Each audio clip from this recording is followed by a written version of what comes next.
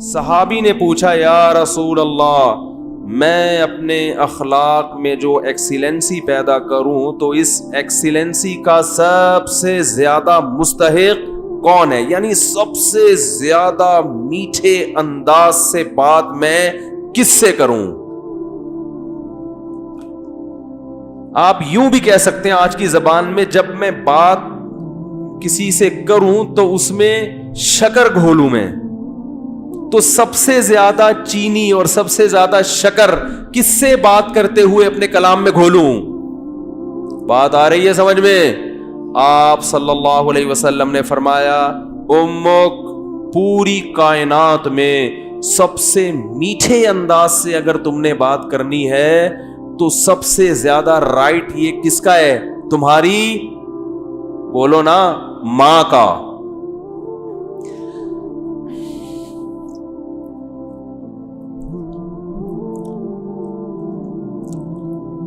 صحابی نے عرض کیا یا رسول اللہ کیا انداز ہے؟ فرمایا ثم من، ثم کا مطلب ہوتا ہے اس کے بعد، ثم من، یا رسول اللہ ماں کے بعد دوسرے نمبر پر میٹھے انداز سے، اچھے انداز سے بات کرنا کس کا حق ہے کہ میں اس سے اچھے انداز سے بات کروں؟ ماں کے بعد، ماں کا تو پتہ چل گیا، دوسرے نمبر پہ جو میں سب سے بہترین اور مٹھاس کے ساتھ بات کرنی ہے، اخلاق میں ایکسیلنسی پیدا کرنی ہے، ماں کے بعد دوسرے نمبر پہ کون ہے وہ؟ تو آپ صلی اللہ علیہ وسلم نے کیا جواب دیا؟ فرمایا امک، ماں کے بعد دوسرا نمبر بھی کس کا ہے؟ بولو بھائی، کیا عجیب انداز ہے۔ حالانکہ یہ عام عرف کے مطابق جواب سوال کے مطابق، بولو بھائی، نہیں ہے۔ مجھ سے اگر کوئی پوچھے کہ سب سے بڑا حق کس کا، میں کہوں ماں کا، وہ کہ اس کے بعد کس کا، تو میں کہوں ماں کا، وہ کہے گا میں اس کے بعد کا پوچھ رہا ہوں، اس کا تھوڑی پوچھ رہا ہوں۔ تو یہ سرسری نگاہ سے دیکھا جائے تو یہ بلاغت والا کلام نہیں ہے، یہ غلط کلام ہے اگر سرسری نگاہ سے دیکھا جائے، کیونکہ ہم پوچھ رہے ہیں کہ اس کے بعد، ماں تو پتہ چل گیا، ماں کے بعد اس کے علاوہ بتائیں آپ، لیکن نبی دوبارہ کس کا نام لے رہے ہیں؟ یہ سرسری نظر میں یہ کلام بلیغ نہیں ہے، لیکن حقیقت میں یہ بلاغت کے اعلی معیار پہ پہنچا ہوا کلام ہے، کیونکہ بات کو دل میں اتارنے کا اس سے بہتر طریقہ نہیں ہو سکتا تھا کہ ماں کے بعد دوسرا نمبر بھی کس کا ہے؟ ماں کا۔ اس کا مطلب کیا ہے کہ ماں کے بعد اگر تم یہ سمجھتے ہو کہ کسی سے بہت ہی میٹھے انداز میں بات کرنی ہے تو یہ حق دوبارہ ماں کو دے دو، دوبارہ کس کو دے دو؟ صحابی نے پھر پوچھا یا رسول اللہ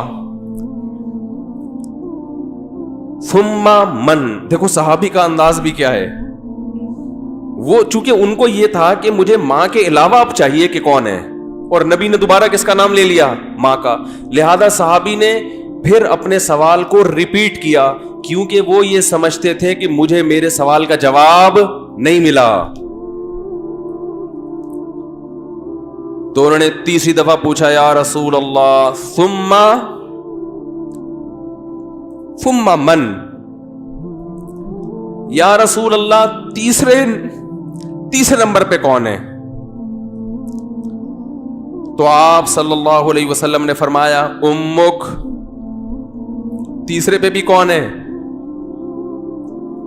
بولو بھائی، یہ ہے ویمن رائٹس۔ یہ کیا ہے؟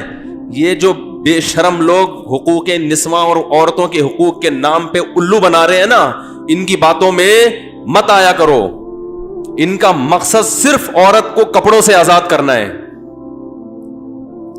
اور مرد کی دسترس سے آزاد کر کے مرد کے مقابلے میں لا کے مرد کا دشمن بنانا تاکہ مرد عورت سے محبت کرنا چھوڑ دے, اس کا حق دینا چھوڑ دے. تمہیں اسلام نے عورت کے جو حقوق بیان کیے ہیں اس کے بعد ہمیں کسی اور سے عورت کے حقوق کو سمجھنے کی ضرورت نہیں ہے. ہمیں کسی لبرل سے, کسی حکومت سے, کسی ویمن رائٹ سے, کسی سے ہمیں سمجھنے کی ضرورت نہیں ہے.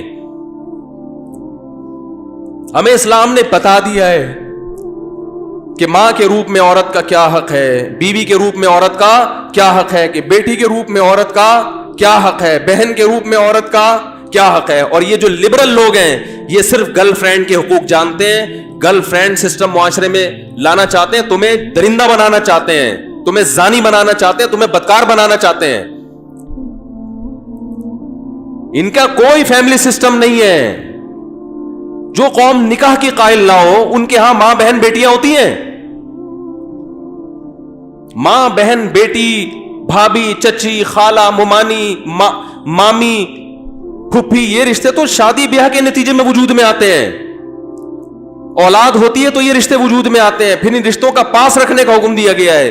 جن قوموں میں ہر رشتے ہی نہیں ہے تم ان سے سیکھ رہے ہو کہ عورت کے حقوق ہمیں بتاؤ. تو آپ صلی اللہ علیہ وسلم نے کیا فرمایا؟ تیسرے نمبر پہ کس کا حق ہے؟ بولو بھائی, ماں کا. پھر صحابی نے پوچھا ثم من. اس کے صحابی بھی پوچھتے جا رہے ہیں, دیکھو رک نہیں رہے, کیونکہ ان کے سوال کا جواب مل نہیں رہا کہ یا رسول اللہ آپ ماں کا تذکرہ ختم کریں گے تو پتہ چلے گا کہ ماں کے بعد کس کا حق ہے. تو آپ صلی اللہ علیہ وسلم نے ارشاد فرمایا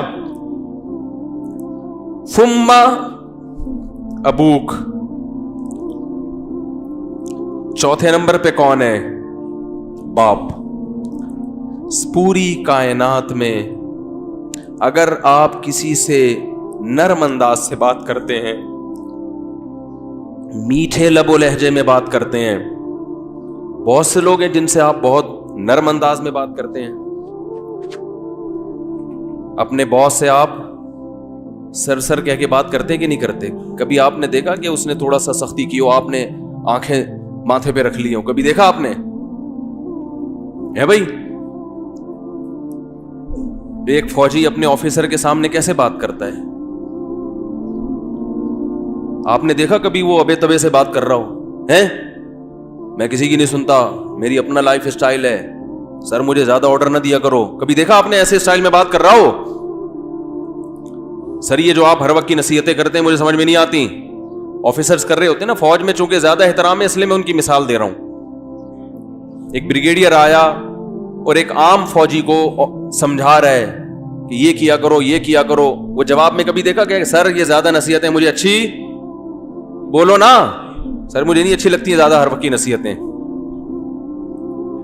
حالانکہ وہ آفیسر اس کو تنخواہ نہیں دے رہا, تنخواہ اس کو گورنمنٹ دے رہی ہے. اس آفیسر کے اس پر احسانات نہیں ہے, صرف ایک ڈسپلن کو برقرار رکھنے کے لیے آرڈر دیا ہے کہ تمیز سے بات کرو.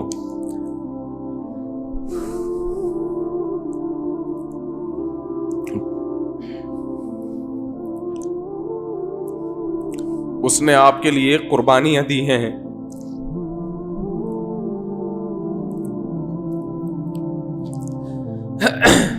وہ آپ کے لیے لوگوں سے لڑا ہے.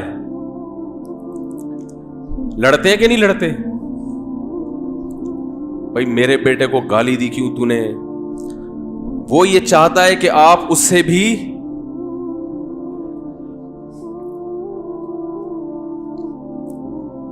آپ اس سے آگے چلے جائیں.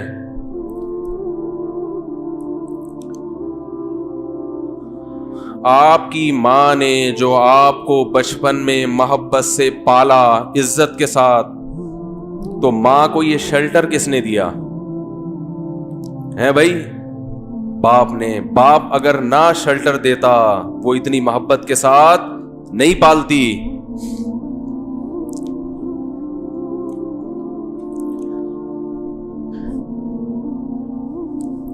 یہ ٹاپک مجھے چینج کرنا پڑے گا, میری میٹر جو ہے نا شارٹ ہو جاتا ہے, بولا نہیں جاتا اس ٹاپک پر. خیر, ہم اپنا جو موضوع لے کے چلے تھے اسی کو کرتے ہیں. تو دیکھو آپ صلی اللہ علیہ وسلم نے کیا فرمایا کہ چوتھے نمبر پہ سب سے زیادہ حق کس کا ہے؟ بولو بھائی, باپ کا. اور اس کی علماء نے ایک حکمت یہ بھی بیان کی ہے کہ باپ چونکہ مرد ہے نا تو اس میں برداشت کی قوت ہے. ماں میں برداشت نہیں ہوتی, اس سے بدتمیزی کرو گے بیچاری روتی رہے گی, باپ کھینچ کے 2 تھپڑ ایسا ہی ہے نا, بھی باپ سے زیادہ نہیں اور لگا دے گا 2-4 کی. ماں بیچاری کڑتی رہتی ہے بیٹھ کے.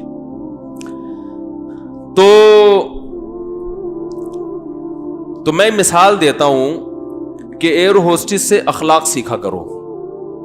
جس اسٹائل میں ایئر ہوسٹس آپ سے بات کر رہی ہے, تو جب ماں سے بات کرو نا تو اس اسٹائل میں 3 چمچ چینی, 3 چمچ حدیث میں 3 گنا ہے نا, تو جتنی چینی آپ اپنے باس سے بات کرتے ہوئے اپنے کلام میں ملاتے ہو, اپنی ماں سے بات کرتے ہوئے 2 چمچ اس میں اضافی ڈال لیا کرو, تو ٹوٹل کتنے ہو جائیں گے؟ 3 چمچ ہو جائیں گے.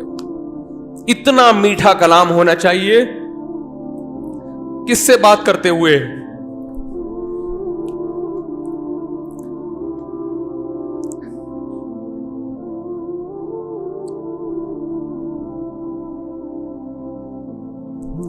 ہم نے بڑے بڑے علماء کو دیکھا ہے, ان کے والدین بالکل دیہاتی, کچھ بھی نہیں آتا ان کو, بالکل گنوار, نہ بات کرنے کی تمیز, نہ اٹھنے بیٹھنے کی تمیز, لیکن بیٹے بن گئے بہت بڑے عالم, اللہ نے بڑی عزت دی. لیکن وہ اپنے باپ کا ایسا احترام کرتے تھے, ایسا بچھ جاتے تھے باپ کے سامنے, ہم نے اپنی آنکھوں سے دیکھا ہے کہ لگتا ہی نہیں تھا کہ یہ کوئی کیا عالم ہے, کوئی مفتی ہے, کوئی بزرگ ہے. تو کیونکہ جذبات ساتھ نہیں دے رہے, ورنہ ایسے کچھ واقعات آپ کو سناتا. بھائی اللہ کا حکم ہمارے لیے کیا ہے؟